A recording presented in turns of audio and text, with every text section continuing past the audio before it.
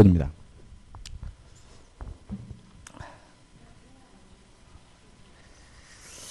자, 용의물권 해가지고 지상권이 나오는데요. 우리 교재는 지금 법정지상권부터 나오잖아요. 먼저 일반지상권부터 보죠. 그죠? 그래서 일반지상권 해가지고 98페이지로 갈게요. 자, 정리를 해볼게요. 지상권은 한 문제 정도 출제가 돼요. 한 문제. 그러니까 과거에는 일반지상권도 나오고 법정지상권 나오고 이렇게 두 문제씩 나오는데 최근에는 한 문제 정도 나오는데 일단 일반지상권부터 정리해보면 가장 중요한 것이 뭐냐 하면 개념이죠. 지상권이란 타인의 토지를 사용할 수 있는 권리를 말한다. 토지 사용권입니다. 근데 어떤 토지 사용권이냐면 건물, 기타, 공작물, 수목을 소유하기 위해서 남의 땅을 쓸 수 있는 권리예요. 근데 제가 왜 위에부터 쓰냐면은 항상 문제가 되는 것은 건물을 소유하기 위해서 남의 땅을 쓸 수 있는 권리라는 말은 이 사람은 건물에 대해서 소유권이 있고 토지에 대해서 뭐가 있는 거죠? 지상권이 있는 거죠. 지상권은 건물에 대한 권리가 아닙니다. 토지 사용권이죠. 그래서 항상 시험에 나는 건 뭐예요? 건물이 철거되면, 건물이 멸실되면 지상권은 소멸된다. X. 왜냐하면 지상권은 토지 사용권이니까 건물이 멸실되고 건물이 없어지면 건물의 소유권이 없어지는 거지 토지 사용권이 뭐가 없어지는 건 아니에요. 지상권이 없어지는 것은 아닌 거죠. 다시 말하면 건물 소유권과 지상권은 부종성, 수반성이 없어요.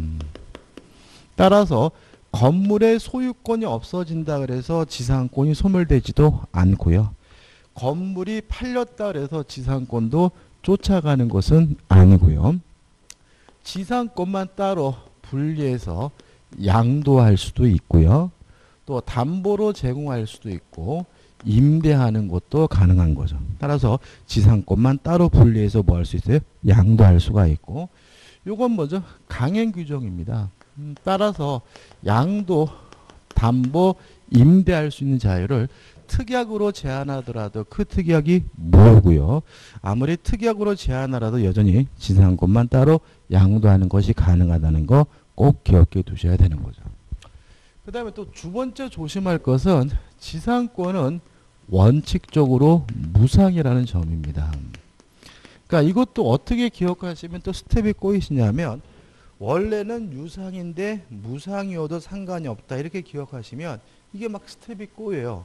그러니까 지상권은 우리나라에 있는 제도가 아니라 독일에서 넘은 제도이기 때문에 우리와 좀 생각이 좀 달라요. 그래서 지상권은 원칙이 무상이다. 여기서부터 시작을 해야 돼요.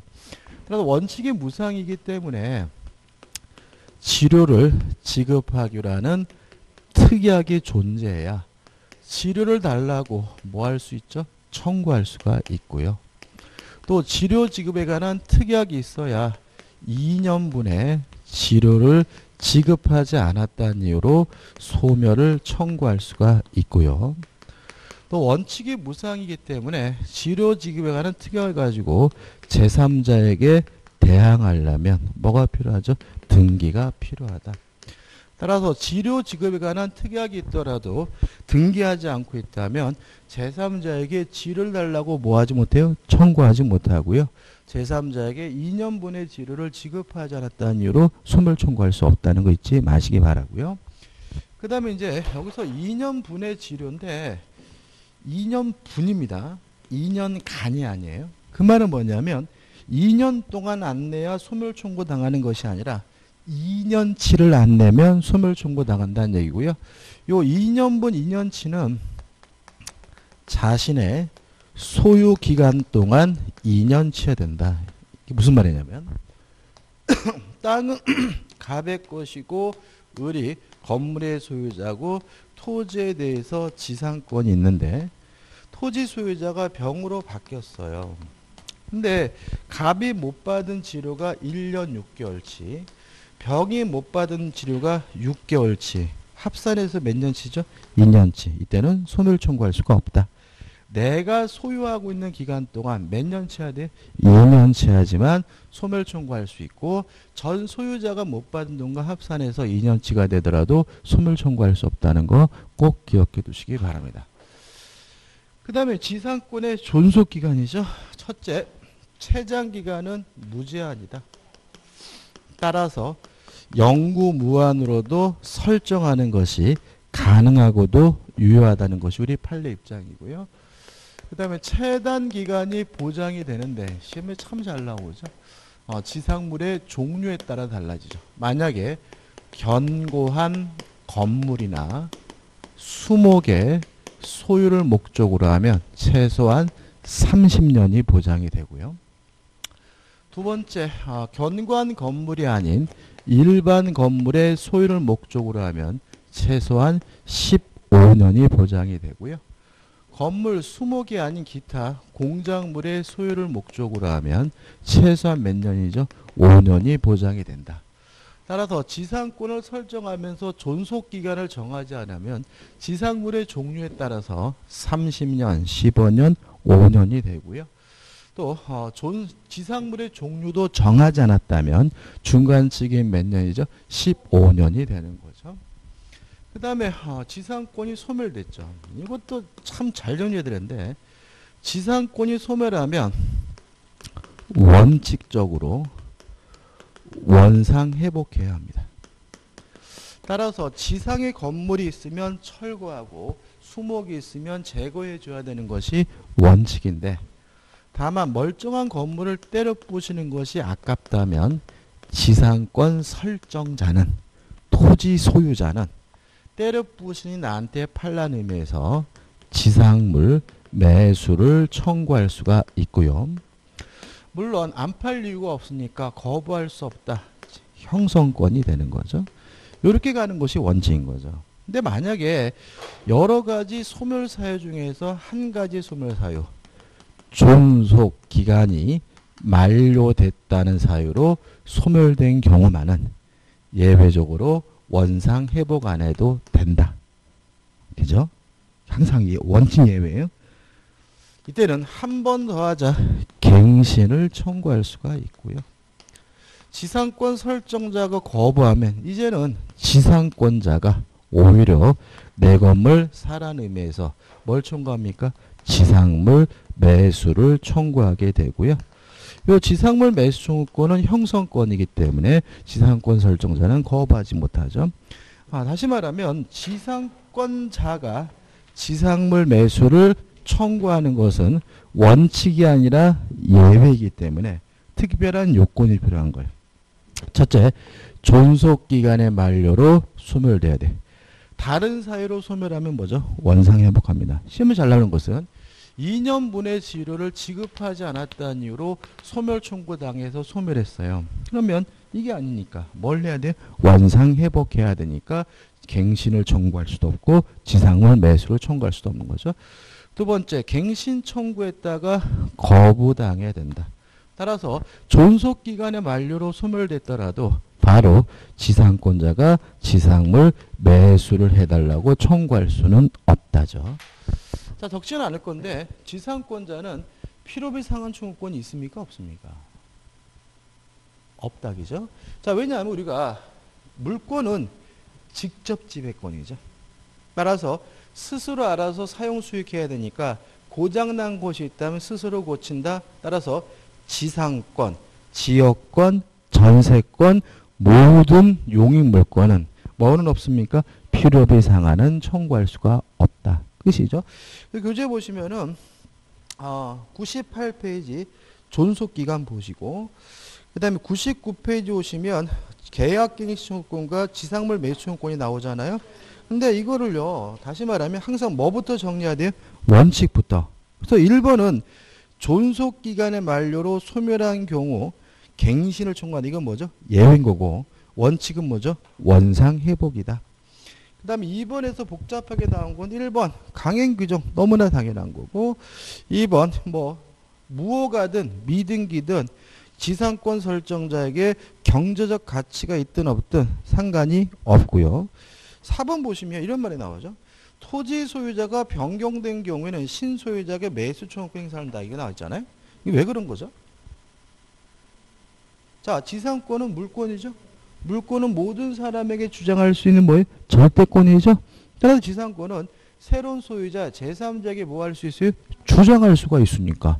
매수 청구도 누구한테요? 새로운 소유자에게 하면 되겠죠. 그 다음에 5번. 자, 매수 청구권 행사하면 매매계약이 성립되겠죠.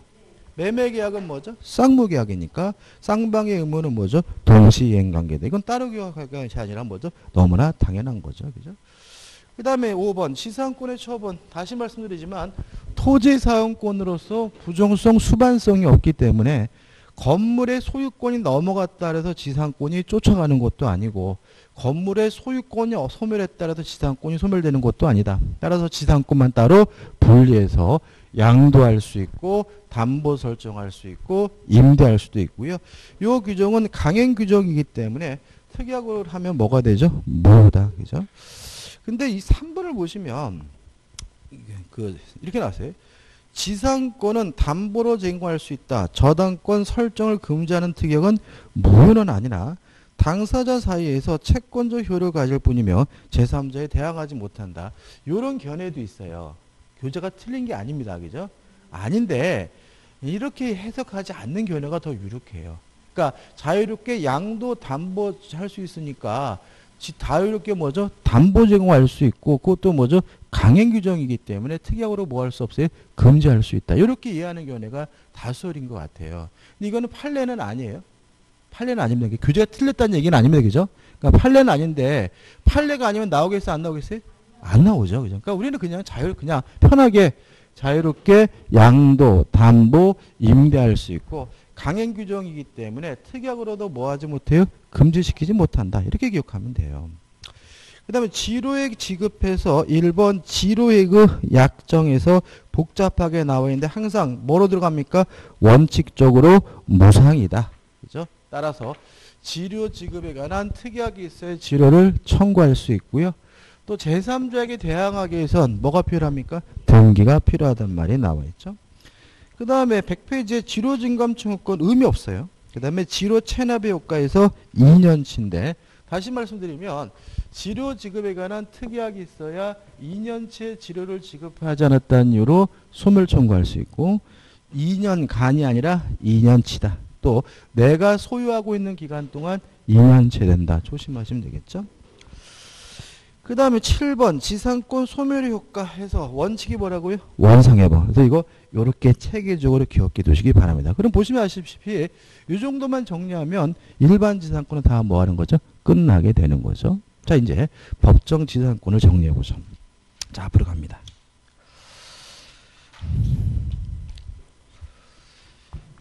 법정 지상권도요. 이것도 복잡하게 생각하면 한도 끝도 없이 복잡해요. 근데 우리가 판례로서 따로 외워야 되는 건 2개예요. 판례로서. 나머지는 판례로 하면 너무 양이 많아요. 일단 건물이 존재하고 있고요. 건물의 소유자와 토지 소유자가 같았는데 이것이 일정한 사유로 건물과 토지 소유자가 달라지면 건물 소유자는 법정 지상권을 취득하기 때문에 건물을 철거당하지 않아요. 그러면 일정한 사유가 뭐냐? 첫째, 전세권 설정 후에 토지와 건물의 소유자가 달라진 경우를 말하는데 요거는 한 가지만 잊지 않으시면 돼요. 전세권자가 아니라 전세권 설정자다. 이게 무슨 말이냐면 지상권이라는 것은 건물을 소유하기 위해서 남의 땅을 쓸 수 있는 권리잖아요. 따라서 법정 지상권을 취득하는 사람도 건물의 소유자여야 되겠죠. 따라서 전세권 설정자, 건물의 소유자가 법정 지상권을 취득하는 거지 전세권자가 취득하는 것은 아니다. 이거 하나만 주시하면 되죠. 그 다음에 2번째, 저당권 실행이죠. 저당권 실행으로 토지와 건물의 소유자가 달라진 경우인데 여기서 주의하실 것은 뭐냐면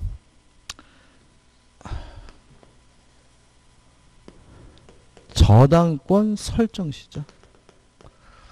언제 건물이 있어야 되냐면 저당권 설정 시. 언제 건물과 토지 소유자 같아야 되냐면 저당권 설정 시에요.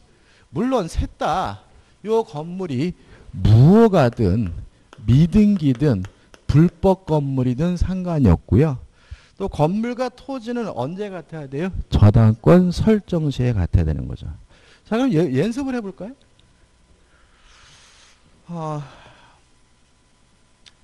갑이 소유하고 있는 요 토지에 을 앞으로 토지에 대해서 저당권이 설정되고 나서 갑이 건물을 신축했어요. 이런 상태에서 토지가 경매가 돼서 병이 경락을 받았을 때 갑은 법정지상권을 취득합니까? 못합니까? 못한다. 왜냐하면 저당권 설정 당시 뭐가 없었어요? 건물이 없었으니까. 이해되시죠? 순서가 토지의 저당권이 설정되고 나서 건물이 뭐가 됐어요? 신축됐으니까요. 자, 근데 이런 건 어떨까요? 이런 거. 자, 이런 것도 참 잘 듭니다. 자, 땅이 갑의 것이고 건물이 갑의 것이에요. 이런 상태에서 을 앞으로 토지에 대해서 저당권이 설정됐어요. 그러면 저당권 설정 당시 건물이 있었고 건물과 토지가 같았죠. 그죠? 자, 근데 어떤 일이 발생했냐면 건물이 철거가 됐어요. 철거가 돼서 건물이 없는 상태에서 나대진 상태에서 저당권자가 경매를 해서 병이 토지를 경락받았네요. 이때 갑에게 법정지상권이 발생합니까? 안 합니까? 한다는 거죠. 그죠? 왜냐하면 언제 건물이 있어야 돼요? 저당권 설정 시죠. 그러니까 이게 왜 안 될 것 같냐면은 자꾸 저당권은 건물에 대한 권리인 것 같거든요. 토지 사용권이에요. 그럼 다시 말하면 요 갑에게 법정지상권이 인정된다는 말은 이 땅은 누가 사용 수익하는 거예요? 갑이 사용 수익하는 거죠. 갑이 원하면 건물을 뭐 할 수 있어요? 신축할 수 있고 병이 막을 수는 없다는 거예요. 자, 언제 건물이 있어야 됩니까? 저당권 설정 시. 그죠? 이해되시죠? 자, 그 다음에 또 이런 거죠. 자, 이것도 한번 생각해 보세요. 자, 이것도 좀 생각해 보면 이런 상태에서 토지의 저당권이 설정됐거든요. 그리고 나서 갑이 건물만 팔았어요. 건물만 팔고 건물만 이전 등기해줘서 땅은 갑의 것이고 건물은 병의 것으로 바뀌었어요. 그러면 병은 관습법상 법정지상권을 취득하겠죠. 왜냐하면 매매할 당시 건물이 있었고 건물과 토지사주가 같았는데 매매로 달라졌으니까요. 자, 이런 상태에서 토지 저당권자가 토지를 경매했어요. 그래서 정의 경락을 받았습니다. 첫째, 자, 병이 가지고 있던 이 관습법상 법정지상권은 경매로 인해서 소멸이 될까요? 안 될까요? 된다죠. 그죠? 자, 왜냐하면 자, 간단해. 항상. 첫째, 모든 저당권은 무조건 뭐죠? 소멸된다.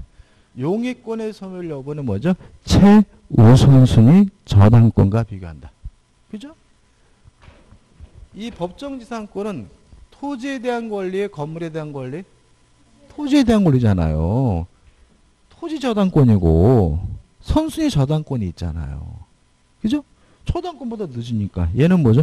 무조건 소멸된다. 아, 순서가 지금 표정이 왜 그래요? 얘가 저당권이 설정되고 나서 건물만 팔고 등기해줘서 병의 관습법상 법정지상권을 취득했다면 토지에 대한 권리죠. 그죠? 그러니까는 토지에 대해서 먼저 저당권이 있었잖아요. 저당권보다 늦으니까 얘는 무조건 뭐가 돼야 돼? 소멸돼야죠. 자꾸 건물로 가지 마세요. 지금 토지가 경매됐으니까 토지 저당권이니까 토지를 가지고 따져야 되겠죠. 그죠? 두 번째. 그러면 이 병은 새롭게 저당권 실행에 의한 법정지상권을 취득할까요? 못할까요? 취득해요? 못해요? 자, 생각해 보세요. 어렵지 않아. 자, 언제 건물이 있어야 됩니까? 저당권 설정 시. 언제 건물과 토지 소유자 같으면 됩니까? 저당권 설정 시. 뒷대가리는 생각도 하지 마세요. 저당권 설정 당시 건물이 있었고 저당권 설정 당시 토지와 건물의 소유자가 같으니까 법정지상권 취득하죠. 그러니까 왜 우리는 저당권 설정시라고 경매할 때가 아니라고요. 지금 저당권 설정 시에 토지와 건물의 소유자가 같으면 된다는 말은 경매가 됐을 때 달라도 상관이 없다는 얘기잖아요. 근데 자꾸 왜 이상하게. 그래서 이게 어떻게 되는 거예요? 병이 원래 가지고 있던 관습상의 법정지상권은 뭐가 돼요? 소멸이 되고 새롭게 저당권 실행에 의한 법정지상권을 취득하기 때문에 건물은 뭐 당하지 않아요? 철거당하지 않는다. 이게 결론인 거죠. 왜요? 언제 토지와 건물의 소유자 같으면 돼요? 저당권 설정 시. 됐죠? 그죠? 끝이에요. 그죠? 다 있네요. 그럼 이거 끝난 겁니다. 그 다음에 세 번째로 그다음에 매매 기타 사유죠. 매매 기타 사유로 달라지게 된 경우에는 특별히 얘를 뭐라 그러냐면 관습법상 법정지상권이라고 하거든요. 얘는 왜 이렇게 관습법상이란 말을 쓰는 거예요? 얘하고 다른 거예요? 같은 거예요? 관습법상 법정지상권. 왜 얘는 이걸 꼭 붙일까요? 저는 잘 안 쓰는데. 물권 법정주의 때문에 그래요.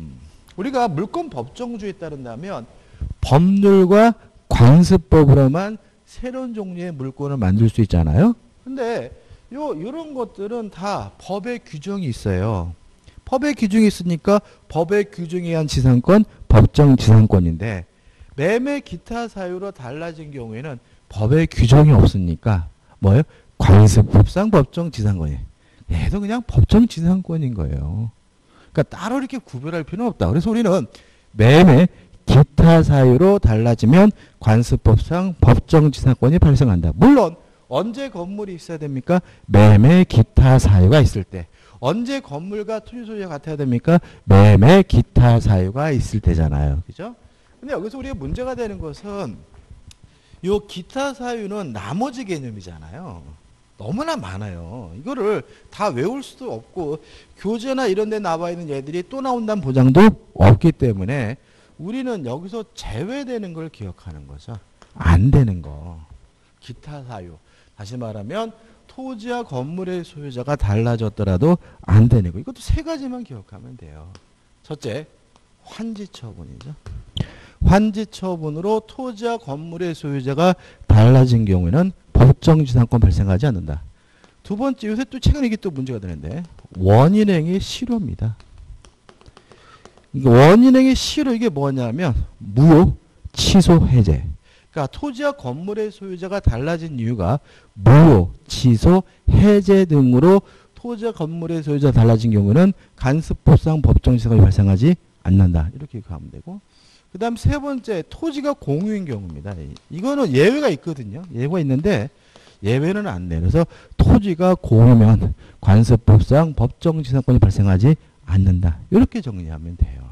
다 했습니다. 그럼 이제 우리가 그래서 우리가 판례로서 따로 기억할 거 두 가지만 말씀드릴게요.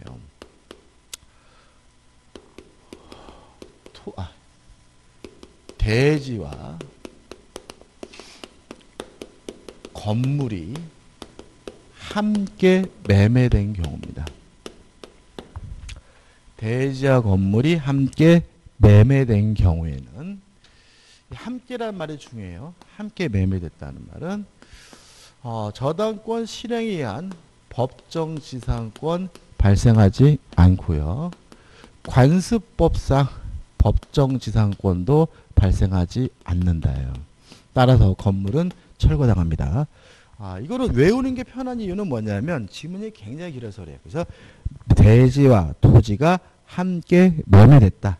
둘 다 함께 팔렸다 그러면 뭐 무가든 미등기든 등기든 그런 거 따지지 말고 결론은 뭐예요? 법정지상권은 발생하지 않는다. 자, 이유를 설명드립니다. 자, 이유를 설명드리는데 의구심을 가지고 설명드리는 거지 이유는 그냥 듣고 올려도 되고 이제 보세요. 자, 땅이 갑의 것이고요. 건물이 갑의 것이에요. 이 건물이 무효가 미등기가 원래 미등기가 아니어도 상관없어요. 근데 이 상태에서 토지와 건물을 함께 팔았어요.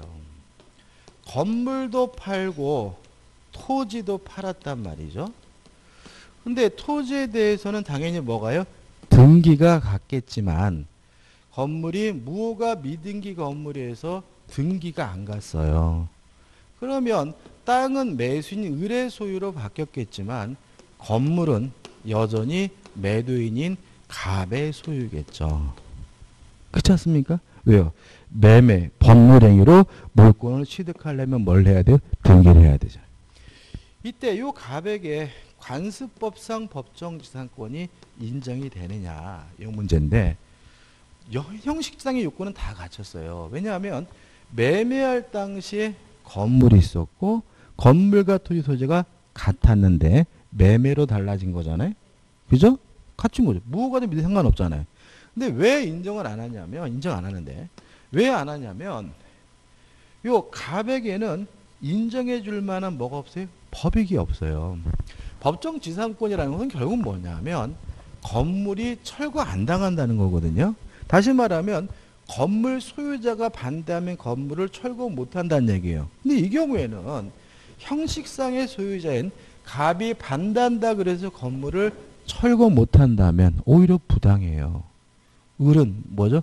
건물까지 산 사람이잖아요. 따라서 을이 때려 부시고 싶으면 뭘 해야 돼요? 때려 부셔야 되는 거니까 보복이 없으니까 갑에게는 뭐가 관습상의 법정지상권이 인정되지 않아요. 따라서 대지와 건물이 함께 매매된 경우에는 관습법상 법정지상권이 뭐하지 않습니까? 발생하지 않습니다. 됐죠? 그죠?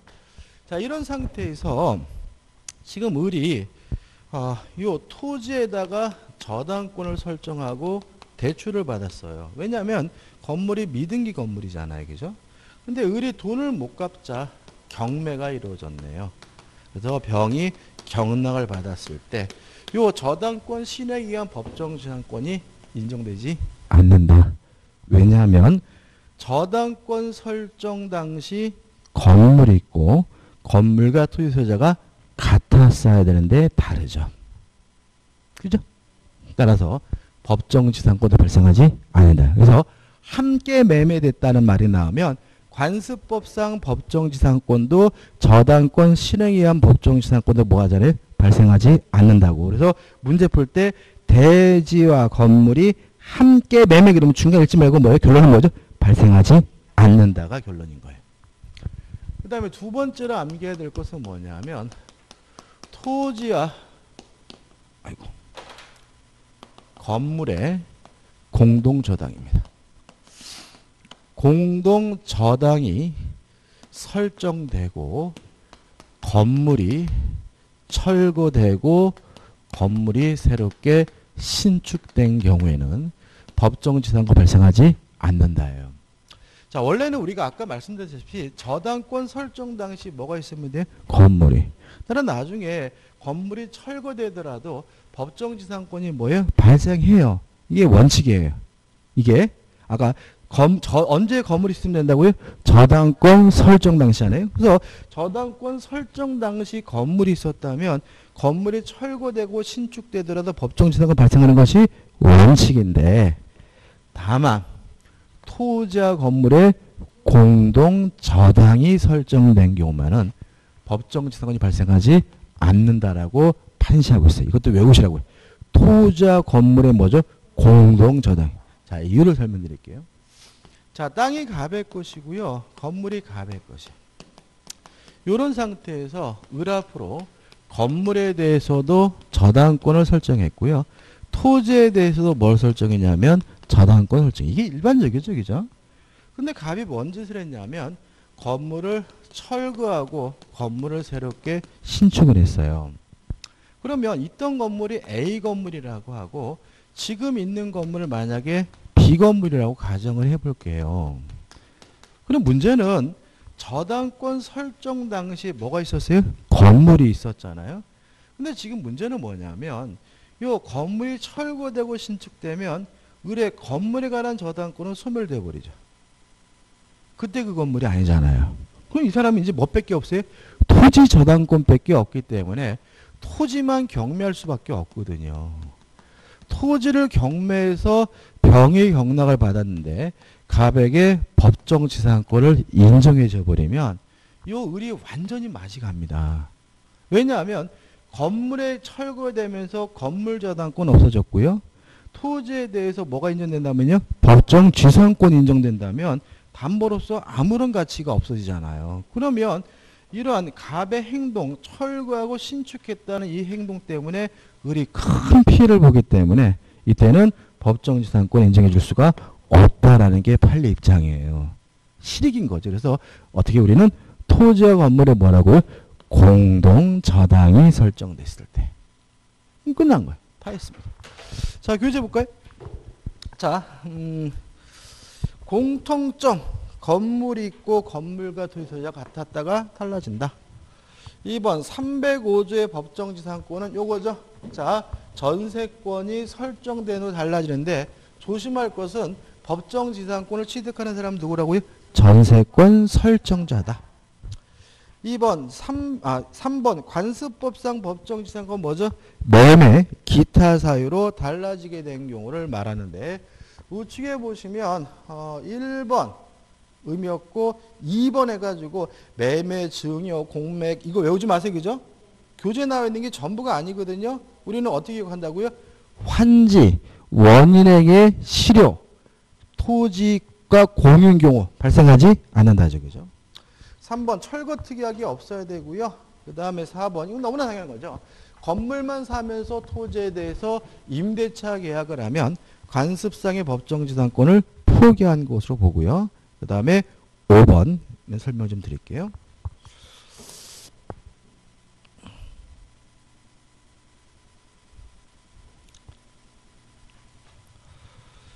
아, 5번은 뭐죠? 5번은 뭐죠? 요거죠. 요거. 그죠? 대지와 건물이 함께 매매된 경우에는 5번에 1번 관습상의 법정지상권이 발생할 수 없다. 2번 저당권 실행의 법정지상권도 발생할 수가 없다. 따라서 우리는 법정지상권이 발생하지 않는다. 이렇게 되는 거죠. 그 다음에 6번 뭐 큰 의미 없고 그 다음에 7번도 큰 의미 없고 8번에서 복잡하게 나와 있는데 8번에 1번, 2번은 그냥 기억하지 마. 헷갈리니까 우리는 뭐예요? 토지가 공유인 경우에는 관습법상 법정지가 발생하지 않는다. 원래는 기준에 나와 있는 것처럼 분할이 된 경우에는 관습법상 법정지상이 발생해요. 근데 그 시험에 나온 적이 없어. 나올 수도 없으니까 우리 그냥 토지가 공유면 발생하지 않는다. 이렇게 기억하면 되고요. 그 다음에 3번 구분 소유적 공유가 나와 있죠. 자, 이것도 마찬가지죠. 자, 지들끼리는 뭐죠? 분리된 땅이잖아요. 그러면 남의 땅 위에 건물을 신축한 경우는 이미 토지와 건물의 소유자가 다르니까 법정지상권이 뭐 할 수 없어요? 발생할 수는 없겠죠. 그죠? 근데 문제는 3번 보시면 읽어볼게요. 구분 소유적 공유 관계에 있는 토지의 공유자들이 그 토지에 각자 독자적으로 별개의 건물을 소유하면서 그러면 지들 땅 위에 건물이 있는 거죠. 그러면 건물이 있고 건물과 토지자가 같죠. 그잖아요. 그럼 만약에 밑에 더 이상 읽어봐도 저당권 실행으로 뭐가요? 달라지면 뭐가 발생하겠습니까? 법정 지상권이 발생하겠죠. 근데 물론 지 땅이 아닌 남의 땅 위에 건축된 부분은 뭐죠? 법정 지상권이 발생할 수는 없겠죠. 너는 당연한 거고. 그 다음에 9번 해가지고 나와 있는데 한번 보십시오. 특별한 건 없고.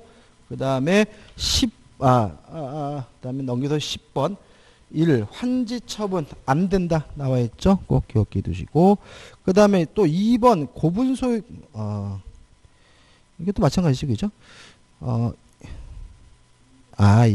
이거는요. 3번 보시면 이렇게 나있죠. 2번 종전 토지 공유자들이 합의하에 환지 예정지를 특정하여 구분 소유하고 있단 말이죠. 그럼 이거 환지하고 상관이 없는 거죠. 그죠? 그러니까 구분 소유니까 일반적으로 생각하면 되고.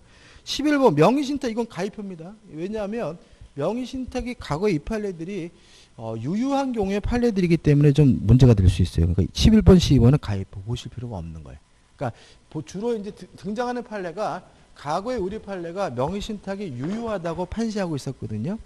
근데 지금은 부동산 실권리자 명의 등기가 하는 법률에 따라서 뭐예요? 무효잖아요. 그래서 이게 나올 수가 없으니까 가입표 보실 필요가 없는 거죠. 그 다음에 이제 366조의 법정지상권에서 복잡하게 나와 있지만 간단하죠? 자, 언제 건물이 있어야 됩니까? 저당권 설정 시. 언제 건물과 토지세 같아야 됩니까? 저당권 설정 당시 같아야 된다. 다만 주의하실 거 요거죠. 토지와 건물에 공동저당이 설정되고 건물이 철거되고 신축된 경우는 법정지상권 발생하지 않는다. 어디 있냐? 오른쪽 맨 위에 보시면 3이 있죠? 자, 읽어볼까요? 3번, 1번. 두 번째 줄. 토지와 지상 건물의 공동저당권이 설정된 후 건물을 철거하고 신축. 그럼 이제 뭐가 떠올라야 돼요? 아, 법정지상권이 발생하지 않는다. 이게죠. 종전에 지금 규정 한번 읽어볼게요. 이러면 안 된다. 이건 잘못된 것 같은데. 토지와 지상 건물의 공동저당권이 설정된 후에 건물이 철거하고 신축 시에는 종전의 건물에 대한 저당권을 소멸하고 저당권자는 토지와 함께 신축 건물을 경매할 수 있다. 이건 뭐냐면 두 번째 건물이 저당권 설정 당시 없었기 때문이라는 얘기잖아요. 근데 이거는 잘 모르겠어요. 이렇게 해석할 때는 팔 리가 없거든요. 가입표 기억하지 말라고요. 그러니까 헷갈리는 건 뭐죠? 기억하지 말아야 돼. 그 다음에 결론은 뭐죠? 2번 뭐죠? 법정지상권이 발생하지 않는다. 그죠? 우리는 토지와 건물에 공동저당이 설정되고 신축된 경우에는 뭐가요? 법정지상권이 발생하지 않는다. 이렇게 기억하면 되겠죠. 그 다음에 2번 보시기 바라고 3, 4, 5번 한번 보세요. 이제 뭐 강행규정이라는 말이 나와 있고 그 다음 이제 5번을 한번 볼까요? 그 양가로 5번입니다. 자, 이런 것도 한번 생각해 볼까요? 이런 거 참 재밌는 거. 저는 민법이 이런 거 보면 참 재밌는 것 같아요.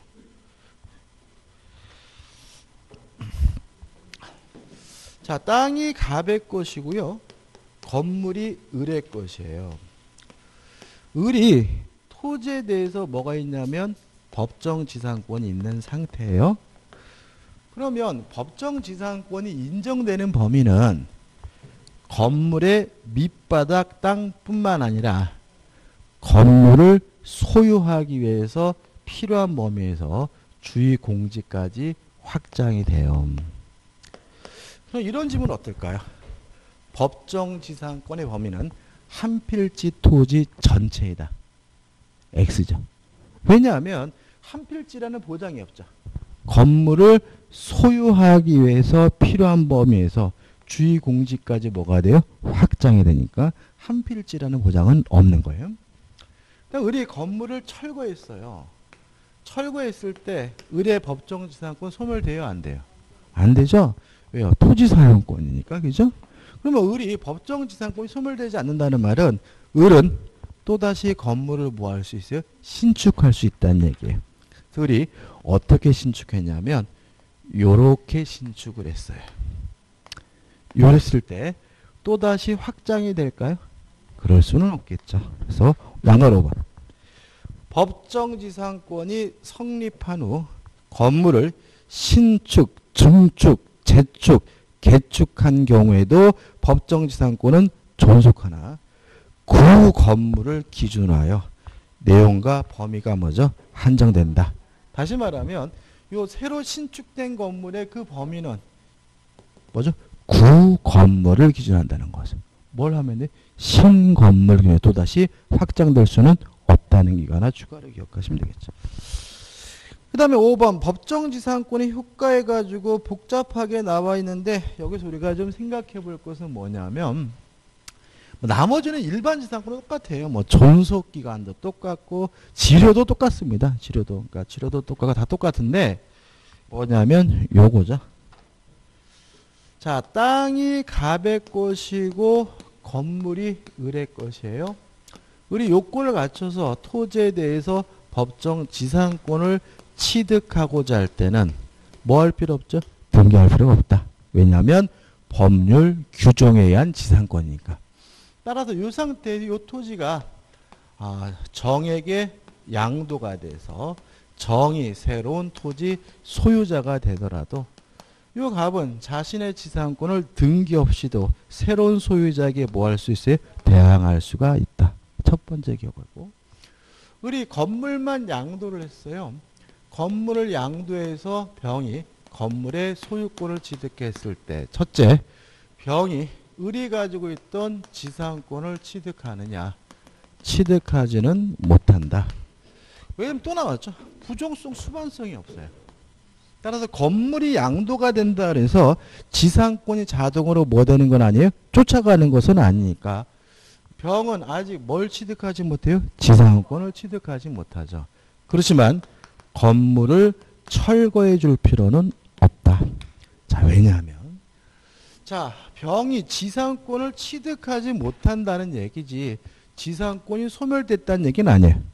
을이 아직도 계속해서 뭐 하고 있습니까? 지상권을 보유하고 있는 거죠. 토지 사용권 을이 아직도 가지고 있는 것이니까 건물은 뭐 당하지 않아요? 철거당하지 않고요.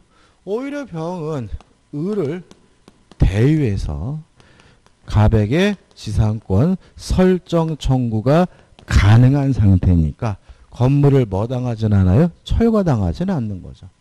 다만 아무런 지상권도 없이 남의 땅을 쓰고 있으니까 사용이익은 부당이득으로서 반환을 해줘야 된다라고 판시하고 있다는 것까지 꼭 정리해 두시고 어차피 이 부분에도 시험 문제 나오면 이렇게 사례가 나오니까요. 사례를 기억해 두시면 좋아요. 그래서 교재 보시면은 넘기셔가지고 2번 해가지고 3번 그 다음에 4번 해가지고 한번 읽어보시면 될 것 같아요. 그죠? 그 다음에 2번 법정지상권의 지론데 이거 한번 읽어볼게요. 참 재밌는데 보세요. 법정지상권자는 지료를 지급할 의무가 있다. 원칙이 무상인데 계속 볼까요? 지료는 당사자의 합의로 이를 정하나 협의가 이루어지지 않은 땐 당사자의 청구에 법원이 이를 정한다. 법원이 정하는 지료는 지상권이 성립한 소급 효력이 발생한다죠. 다시 말해 이것도 결국 뭐냐면 원칙이 무상이라는 것부터 시작되는 거예요. 그러니까 원칙이 뭐죠? 무상이니까 합의, 지료 지급에 관한 특약이 있으면 지료를 뭐 할 수 있어요? 청구할 수 있고 법원이 뭐죠? 결정해주면 뭐 할 수 있어요? 청구할 수가 있는 거죠. 따라서 만약에 지료 지급에 관한 협의도 없었고 법원의 결정도 없었다면 지료를 뭐 하지 못해요? 청구하지 못한다는 것을 전제하고 있는 거니까 주의하시기 바랍니다. 그러니까 따로 기억할 것이 아니라 그냥 뭐죠? 일반 지상권과 마찬가지다 이렇게 생각하시면 된다는 얘기죠. 그 다음에 했죠, 그죠? 다 했고 이제 우리는 어디로 갈 거냐면 101페이지 분묘 기지권으로도 갑니다. 일단 분묘 기지권도 개념을 조심하세요. 이것도 똑같아 이것도. 자, 분묘 기지권이란 건 뭐냐면 지상권의 일종이잖아요. 그죠? 그러면 분묘 기지권도 뭐죠? 토지 사용권이죠. 어떤 토지 사용권입니까? 분묘를 소유하기 위해서 남의 땅을 쓸 수 있는 권리가 뭐죠? 분묘 기지권이다. 항상 조심할 것은 여러분들이 공법 시간이나 중개사법 시간에 장묘 등에 관한 법률을 배우잖아요. 근데 그건 뭘 공부한 거냐면 분묘를 공부하는 거고 우리는 지금 뭘 공부하는 거죠? 토지를 공부하고 있는 거잖아요. 그렇죠? 다시 말하면 우리가 건물이면 이 건물에 대해서 뭐 건축법이니 이런 게 적용이 되겠죠. 근데 지상권은 건물에 대한 얘기가 아니라 뭐예요? 토지에 대한 얘기인 것처럼 분묘기지권도 분묘에 대한 얘기가 아니라 뭐죠? 토지에 대한 얘기인 거예요. 그러니까 이것이 만약에 내용이 충돌되는 것처럼 보이더라도 뭐죠? 충돌되는 것이 아니다라는 거 좀 조심하세요. 이게 또 최근 판례 입장이 자꾸 이게 뭐예요? 문제가 되니까 그래요. 그래서 분묘기지권은 뭐라고요? 토지 사용권이에요. 어떤 토지 사용권이요? 분묘를 소유하기 위해서 남의 땅을 쓸 수 있는 권리가 되는 거죠. 자, 관습법상 물건이기 때문에 발생 원인이 필요합니다. 교재 보시 성립 욕구의 1번 분묘의 설치인데 1. 소유자의 승낙 이게 원칙이죠. 그러니까 남의 땅에다가 무단으로 묘를 쓴다 해서 분묘기지권을 갖는 게 아니에요. 원칙이 뭐죠? 승낙을 얻어야 되는데 만약에 2번 승낙 없이 묘를 쓰면 분묘기지권을 갖지는 못하고 다만 몇 년 지나면요? 20년 지나면 취득시효예요. 근데 조심할 것은 남의 땅에다가 무단으로 묘를 쓰면 그 점유가 자주 점유가 아니라 타주점이기 때문에 20년 지나면 취득시효하는 것은 소유권이 아니라 뭐죠? 분묘기지권인 거다. 그렇죠? 왜요? 소유권을 취득시하려면 뭐 해야 돼요? 자주점해야 되니까요. 그 다음에 이제 3번 해가지고 토지를 파는데 그 토지에 있는 분묘를 철거한다, 이장한다 같은 특약 없이 팔면 뭐가요? 분묘기지권이 발생합니다. 그래서 셋 중에 한 가지 원인이 있어야 되고요. 2번 요건은 뭐죠? 봉분이 있어야 돼요. 봉분. 일단 분묘기지권은 관습법상 물권이기 때문에 등기할 수는 없죠. 따라서 교재에 나와 있는 것처럼 봉분이 무슨 기능을 하는 거예요? 공시 기능을 하는 거죠. 그래서 평장, 암장하면 분묘기지권이 발생하지 않는다. 그 다음에 3번이 이건 개념입니다. 자, 분묘기지권은 분묘를 소유하기 위해서 남의 땅을 쓸 수 있는 권리잖아요. 토지 사용권이에요. 분묘를 신설할 수는 없는 거예요. 만약에 분묘기지권이 인정되더라도 새롭게 분묘를 신설하려면 토지 소유자로부터 뭘 받아야 돼요? 승낙. 따라서 3. 합장 안 되는 거예요. 토지 소유자 승낙 없이는. 왜요? 이미 있는 묘를 소유하기 위해서 남의 땅을 쓸 수 있는 권리지 새롭게 뭐 할 수 없어요? 분묘를 신설할 수는 없으니까 쌍분 형태든 단분 형태든 뭐 하지 못해요? 합장할 수는 없고요. 실은 이것도 뭐가 원칙입니까? 원칙이 무상이겠죠. 그죠? 무상. 근데 여기서 좀 조심할 것은 뭐냐면 또 이것도 최근 판례인데 자, 원칙이 무상이기 때문에 지료 지급에 관한 특약이 있으면 지료를 달라고 뭐 할 수 있어요? 청구할 수 있죠. 2년분의 지료를 지급하지 않으면 소멸 청구할 수 있습니다. 무엇도요? 분묘기지권도 이거 꼭 기억해야 되죠. 출제할 수 있고 최근 판례이기 때문에 다시 말하면 원칙이 뭐죠? 무상이다. 따라서 일반 지상권과 마찬가지로 지료 지급에 관한 특약이 있으면 지료를 달라고 뭐 할 수 있어요? 청구할 수 있고요. 또 2년분의 지료를 지급하지 않으면 뭐 할 수 있습니까? 소멸 청구할 수 있다는 거 꼭 기억해 두시기 바라요. 최근 판례죠. 3번 취득 시효하면 지료 줄 필요 없겠죠. 왜요? 원칙이 뭐예요? 무상이니까. 그 다음에 존속기간인데 존속기간은 원칙적으로 약정 기간만 인정되는 거예요. 그죠? 그래서 교재 보시면 맨 밑에 그 존속기간에 관해는 민법의 지상권에 관한 규정이 하지 아니한다라는 말은 분묘기지권은 최단기간 보장하지 않아요. 이게 무슨 말이냐면 공작물은 최소한 몇 년이죠? 5년이잖아요. 근데 분묘기지권은 1년 약정하면 1년 유효한 겁니다. 한 달 약정하면 뭐죠? 한 달 유효한 거예요. 이런 거 실제로 많아요. 예를 들어가지고 아버지가 갑자기 돌아가셔가지고 모실 데가 없어가지고 땅 주인을 찾아뵙고 저희 아버님 모시겠습니다. 아 제가 묘지를 못 마련했는데 그러면 얼마 동안이나 한 달 동안만 모실게요. 그러면 저희가 묘를 찾을 수 있을 것 같으면 그러면 한 달만 인정이 되는 거예요. 최단기에 인정하지 않습니다. 다만 문제가 뭐냐면 약정 기간을 정하지 않았다면 수하고 봉사는 한 뭐죠? 계속돼요. 근데 제가 왜 이걸 말씀드리냐면 우리 수험생분들이 자꾸 수하고 봉사는 한 계속된다. 그러다 보니까 이걸 자꾸 영구무한한 것으로 생각하기 때문에 최근에 자꾸 시험 문제가 최단기간이 보장되지 않는다는 쪽으로 자꾸 내요. 그래서 뭐 5년이라는 둥, 그죠? 뭐 약정이 없으면 5년이라는 둥, 뭐 이딴 식으로 가는 건 뭐예요? X다, 그죠? 오히려 뭐죠? 약정 기간이 있으면 약정 기간만 존속하는 거죠.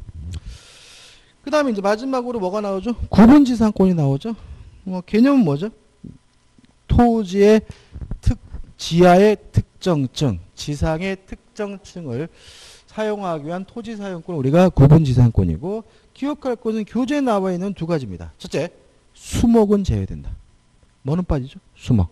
두 번째, 토지 소유자 외에 다른 권리자 있다면 다른 권리자 전원의 동의가 있어야 구분지상권 설정할 수 있다. 두 가지만 주의하시면 되겠죠. 여기까지고요. 좀 쉬었다가 이제 지역권으로 들어가도록 하겠습니다.